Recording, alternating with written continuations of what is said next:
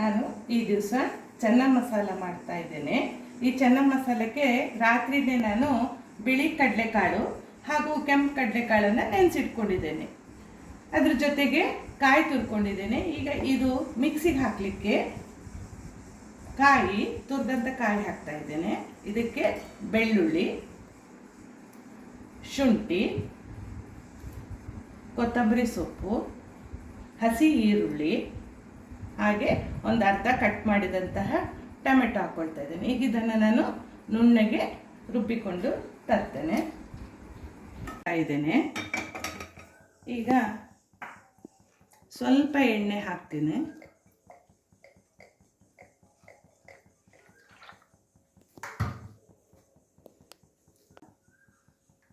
ತುಪ್ಪ ಹಾಕ್ತಿದ್ದೇನೆ.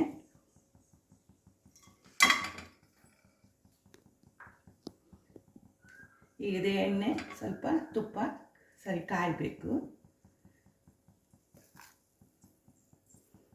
ಈಗ ಈರುಳ್ಳಿಯನ್ನು ಹಾಕ್ತಾ ಇದ್ದೇನೆ.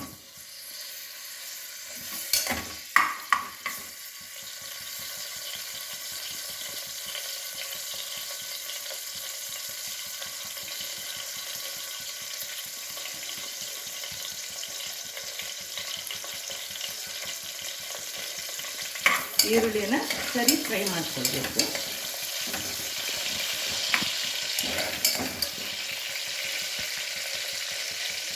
ಈಗ ಹೆಚ್ಚಿದಂಥ ಟೊಮೆಟೊ ಸಹ ಹಾಕ್ತಾ ಇದ್ದೇನೆ.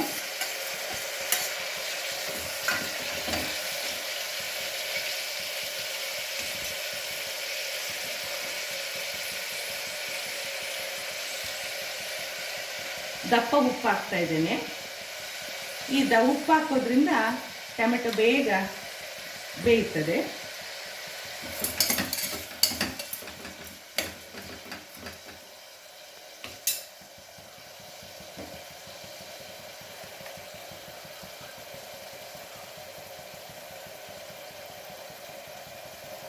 ಸ್ವಲ್ಪ ಅರಿಶಿನ,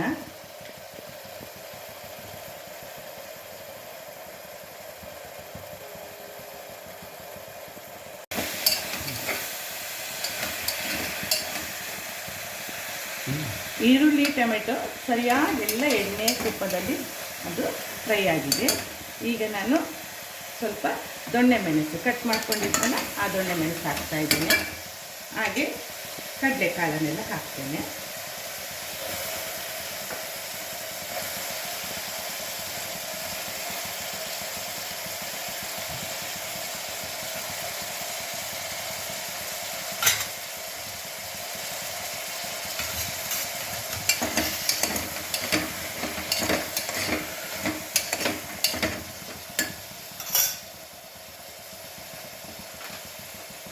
ಈಗ ಕೊತ್ತಂಬರಿ ಕಾಳು ಪೌಡರ್ ಹಾಕ್ತಾ ಇದ್ದೇನೆ. ಸ್ವಲ್ಪ ಹಾಕಿ, ಇನ್ನು ಗರಂ ಮಸಾಲ ಪೌಡರು,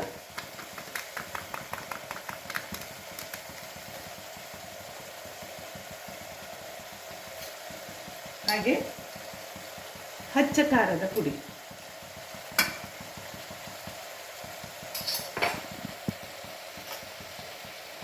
ಒಂದ್ಸಲ ಇದನ್ನೆಲ್ಲ ಹಸಿ ವಾಸನೆ ಹೋಗೋವರೆಗೂ ಸರಿಯಾಗಿ ಎಣ್ಣೆಯಲ್ಲಿ ಫ್ರೈ ಮಾಡ್ಕೊಳ್ಬೇಕು.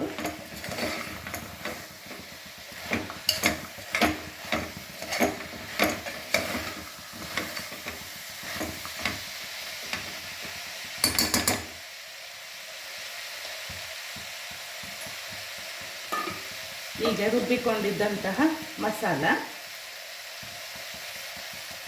ಕೂಡ ಹಾಕ್ತಾ ಇದ್ದೇನೆ.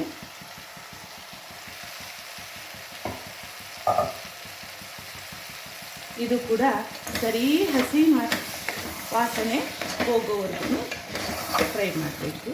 ಹಸಿ ವಾಸನೆ ಹೋಗಬೇಕೆಲ್ಲ.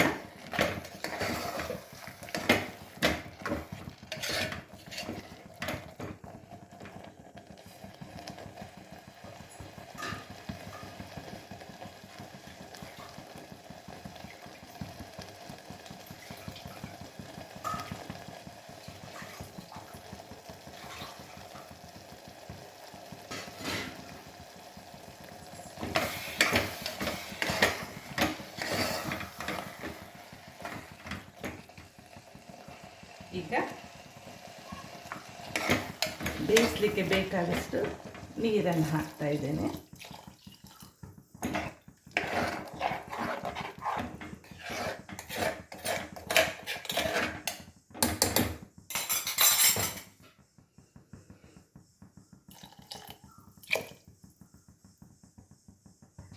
ಈಗ ನಾನು ಇದು 5 ಅಥವಾ 6 ವಿಷಲ್ ಬರುವಷ್ಟು ಕುಕ್ಕರ್ ವಿಷಲನ್ನು ಕೂಗಿಸ್ತೇನೆ.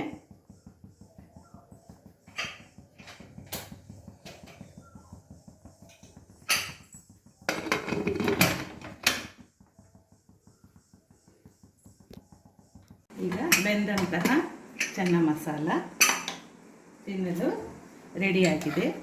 ನೀವು ಇದನ್ನು ಪೂರಿ, ಚಪಾತಿ, ರೊಟ್ಟಿ ಅಥವಾ ಅನ್ನಕ್ಕೂ ಸಹ ಸರ್ವ್ ಮಾಡ್ಬೋದು. ನಾನೀಗ ಬಿಸಿಯಾದಂತಹ ಪೂರಿ ಮಾಡಿದ್ದೇನೆ. ಆ ಪೂರಿಗೆ ಇದನ್ನು ಸರ್ವ್ ಮಾಡ್ತೇನೆ.